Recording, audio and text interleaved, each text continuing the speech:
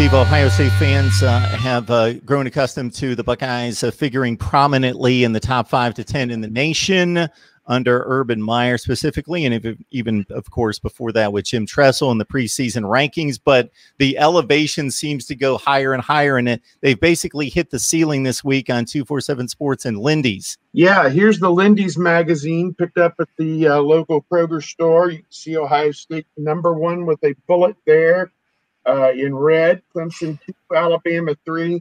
And I don't think you have to go below #3 to find who your national champion is going to be, unless Oklahoma has some kind of amazing breakthrough to get to a championship finally. They're in the playoff, it seems like, every year.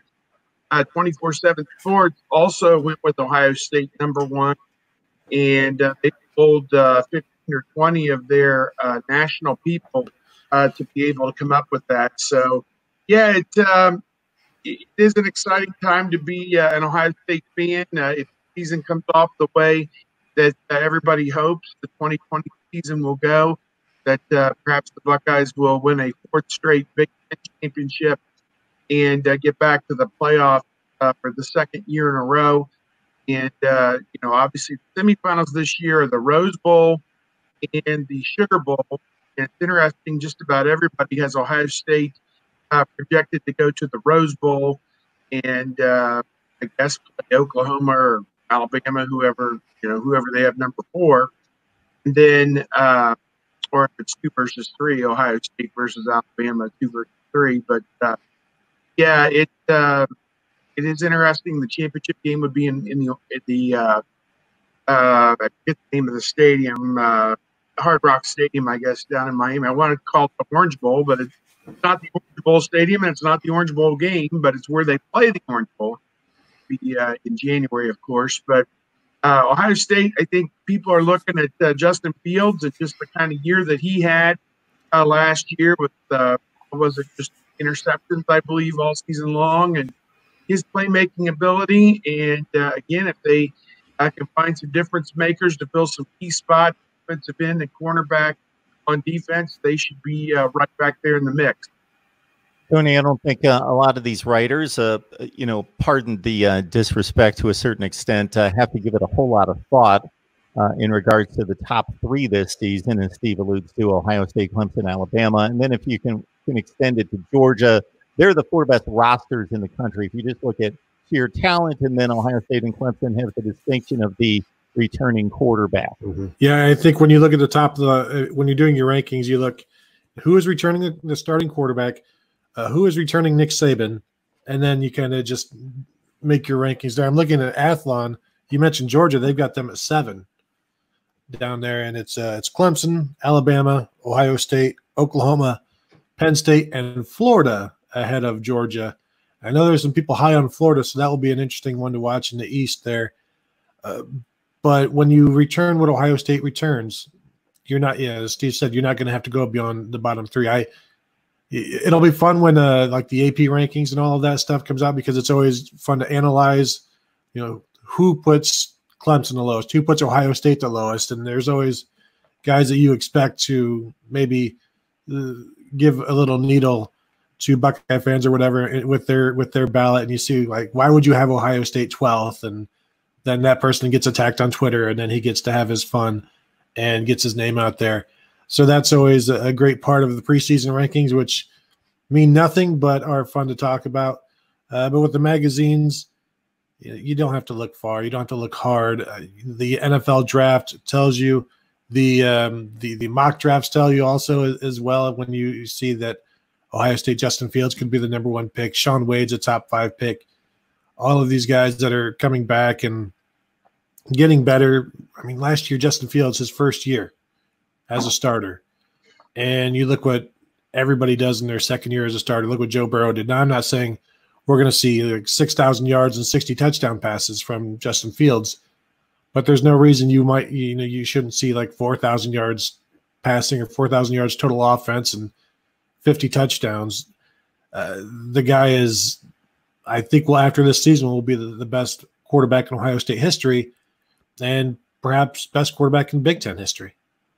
When you look at the Georgia-Florida dynamic, what I'm guessing there is it's easy to see that Georgia clearly has the better roster if you believe in recruiting rankings. They're at the top 5. They've actually been like 1, 2, and 2 or something like that the last 3 years, and Florida's more in that 8 to 10 range. But I think people tend to be like, I'm tired of picking the same teams. I want to get ahead of the curve. Let's look for somebody else that can jump in there. Not that the Gators aren't capable, but the Georgia certainly with the better roster if you believe in the rankings. Now, Steve, you told me a few minutes ago that you will put together a top 25 before the season, your own personal top 25, and then possibly will always have done an aggregate of all the major publications. So my question to both of you, if you're doing a top 25 or have done one in the past, is that simply just a ranking for you of the 25 best teams in the country? This is who I believe is the best team in the country, the second best, the third best, etc.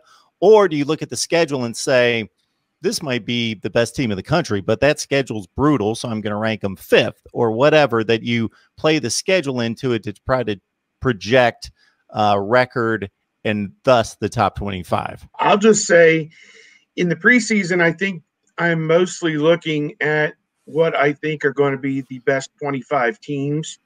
I think that there are people who do look at it, and with Georgia, it's important to note that they play Alabama this year on the road during the regular season, plus obviously play the Florida game.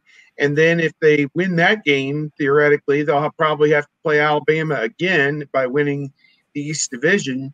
So, that's a tough schedule. And I think that's why people maybe have Georgia downrated a little bit from where you would think they would be. They're going to need a new quarterback to step up.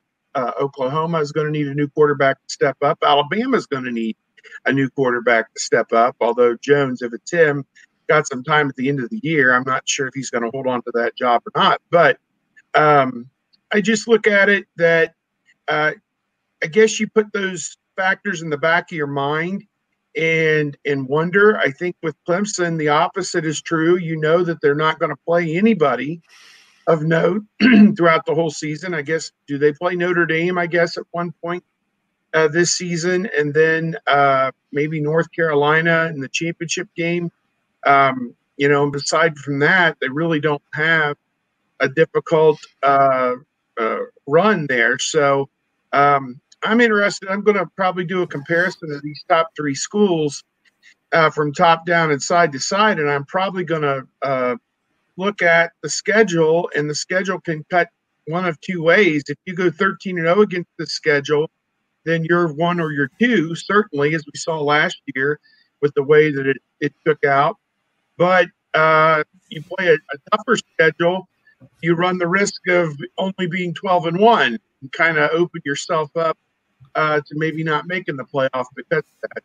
So if somebody doesn't like your loss, like you lose to, let's say, I wouldn't say Illinois for Ohio State, but that'd be on the lines of that Purdue loss a few years ago. So you can't have the bad loss, obviously, I think is the lesson. And the one-loss teams that have made it have typically survived that.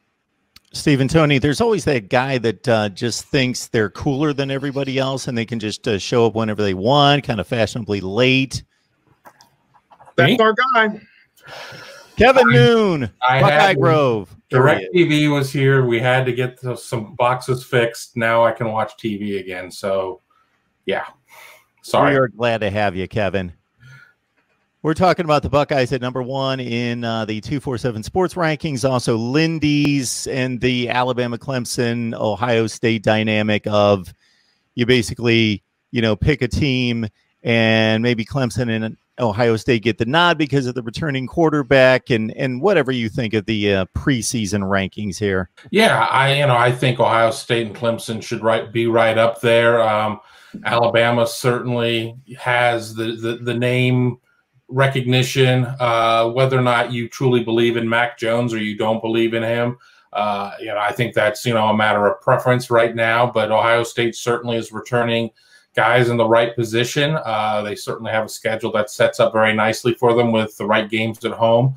We'll have a nice little test in week 2, as long as that Oregon game takes place. But, it's a weird year where we're not putting the defending national champion 1 or 2, but LSU just loses so much with the loss of Joe Burrow. They lose Joe Brady to the NFL. They lose a lot of key pieces there. I don't even like LSU to finish second, in the SEC. I think it's Alabama, Georgia. I think somebody else can compete with LSU at that spot. I'll be really interested to see who is the consensus, that fourth team, really, since so much of this now is us talking about the playoff. We can look at the preseason polls. We can look at the polls during the season, but the only poll that matters is who's in that top 4. And over at Buckeye Grove, we've had a pretty good debate about who that fourth team should be. So, Kevin, will you produce a top 25 before the season starts? Your own personal top 25? Why not? Sure. Okay. So my question to these two, because I don't take the schedule into consideration. So do you rank the teams 1 through 25 based on, you just believe those are the 25 best teams in order, or do you then compare that to the schedule and say, wow, I got them at number 15, but that's an easy schedule. Let's move them up, and base the schedule and the impact on who you believe are the best teams? For me, I hate when people take the schedule into account for their top 25s, because they're trying to predict something and then they end up predicting their self-fulfilling prediction. So don't tell me that you think like West Virginia is the number 4 team because you think they're going to go through the Big 12. You're giving them a boost in your rankings simply because you think the schedule is easy. It's not a great, and AP voters do it, and it annoys me when they just my rankings are a projection of where things are going to be. No, they need to be they're not projections. There are right now, this is how good these teams are. And I think that's what it has to be based on. I like what you said about just getting rid of the schedules. Don't even take that into consideration. It's talent. And then as teams lose, then you can change your rankings around. But I don't like when you use the polls as a way to predict where teams are going to finish. Magazines can do that. That's fine. But AP voters should not be doing that. Thank you, Tony, because what we do here, and we have a whole lot of fun, and I just take a beating, is I just take the season week to week. So if it's week 1, week 1's in the books. The last 2 years, Maryland beat Texas week 1. That was a better victory than almost everybody in the nation. I would have Maryland ranked 4th, 5th, and people would just blast me. They're not the 4th best team in the. I didn't say they were the 4th best team in the country. They have what I've considered, and obviously you've got to make assumptions to some degree. You don't know how good Texas is, but you make an assumption that they're supposed to be this good.